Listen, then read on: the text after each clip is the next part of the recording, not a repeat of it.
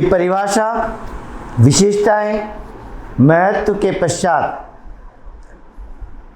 अब हम देखते हैं नियुक्तिकरण के तत्व क्या है।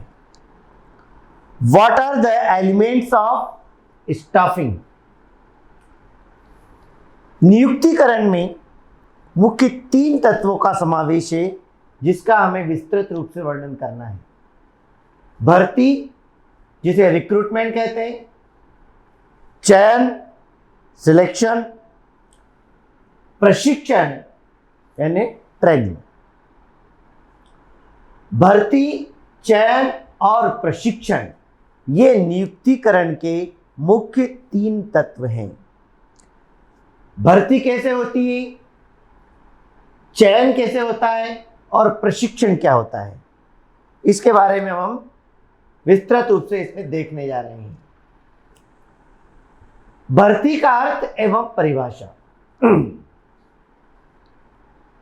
कर्मचारियों की भर्ती से आशय उस व्यवस्था से है जो किसी उपक्रम में आवश्यक कर्मचारियों का चुनाव करने के लिए काम में लाई जाती है।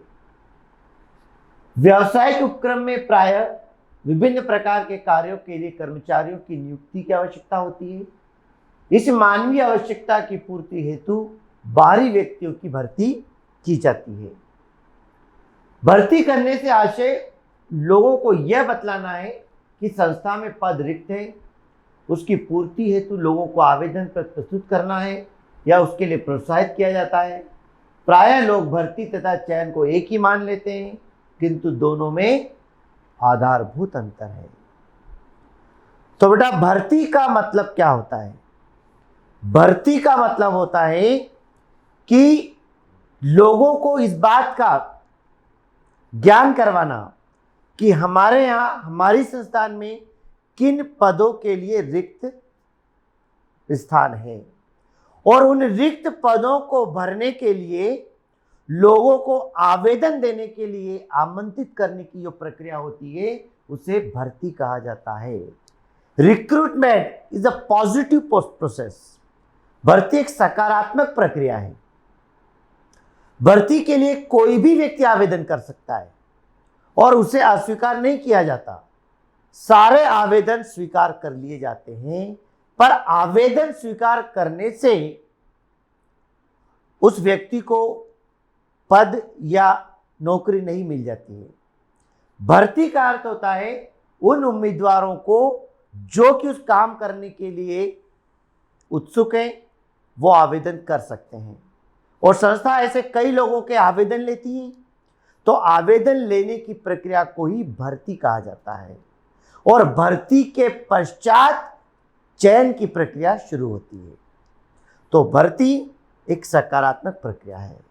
भर्ती से आशय ऐसी प्रक्रिया से होता है जिसके अंतर्गत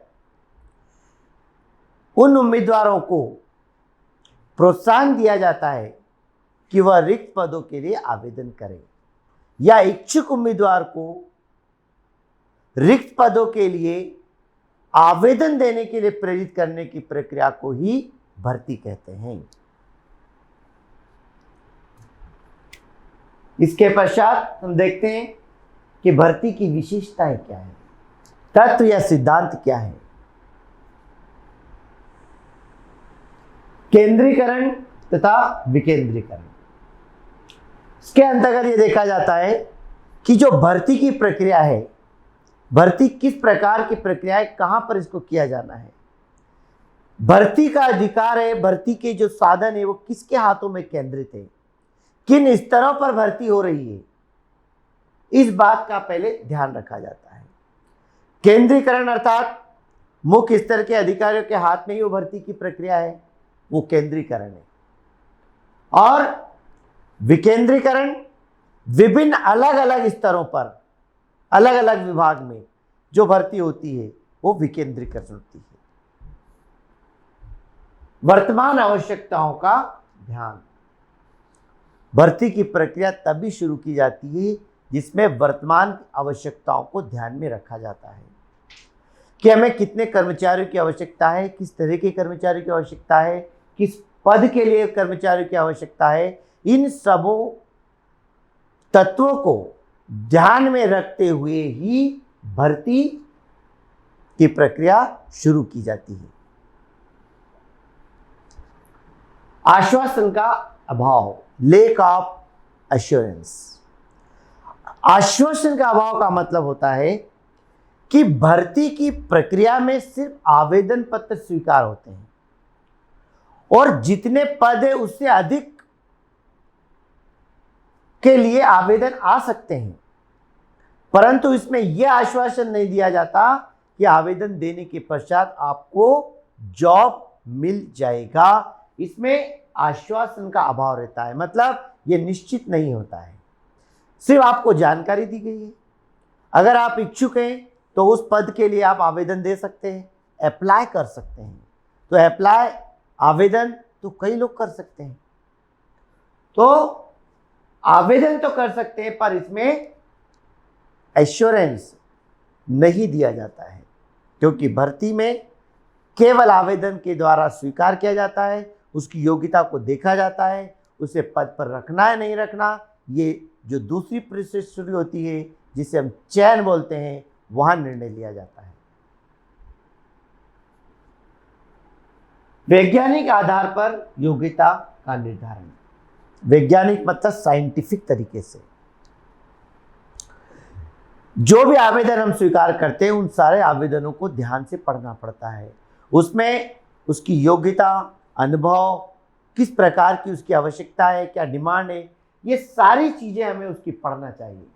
और उसकी जो एबिलिटी है केवल देखने मात्र से ही तय नहीं होगी, उसका सिलेक्शन होगा, जांचा जाएगा, उसको कसौटी पर परखा जाएगा। जब वो हमारी योग्यता के अनुसार सही निकलता है तभी हम उसे चयन के लिए आगे भेजते हैं। तो जो भी योग्य पद के लिए उम्मीदवार को नियुक्त किया जाता है वो वैज्ञानिक तरीके से होता है, साइंटिफिक तरीके से होता है, अर्थात जो जानकारी है वो सही होना चाहिए। अनुभवी व्यक्तियों द्वारा कार्यवाही, working process by experience of individual. अनुभवी व्यक्तियों द्वारा कार्यवाही अर्थात भर्ती की जो कार्यवाही होती है, जो प्रक्रिया होती है, वो एक्सपीरियंस होल्डर पर्सन्स के द्वारा होती है। जो भर्ती की जा रही है प्रक्रिया, उसमें इस बात का ध्यान रखा जाता है किस पद के लिए आपको आवेदन लेना है, कितने आवेदन स्वीकार करने हैं, कितने पद हैं, इन सभी की जानकारी जो है अनुभवी व्यक्तियों की कार्यवाही के अंतर्गत ही की जाती है। और योग्यता का मिलान, भर्ती के अंतर्गत जो हम आवेदन स्वीकार करते हैं तो कई आवेदन को उसी समय अस्वीकार कर दिया जाता है, उसमें मिलाया जाता है, या आवेदन तो ले लिया जाता है लेकिन जब चयन के लिए हम उसको रखते हैं तो आवेदन जो भी है वो पढ़ा जाता है, उसको मिलाया जाता है योग्यता के अनुसार कि जो हमें क्वालिफिकेशन चाहिए, जो गुण चाहिए, जो अनुभव चाहिए वो सामने वाले व्यक्ति के अंतर्गत है या नहीं, उसके बायोडाटा से और हमारे द्वारा प्राप्त जानकारी या जो हमें चाहिए उससे उसका मिलान होना चाहिए, तभी भर्ती की प्रक्रिया को आगे बढ़ाना चाहिए।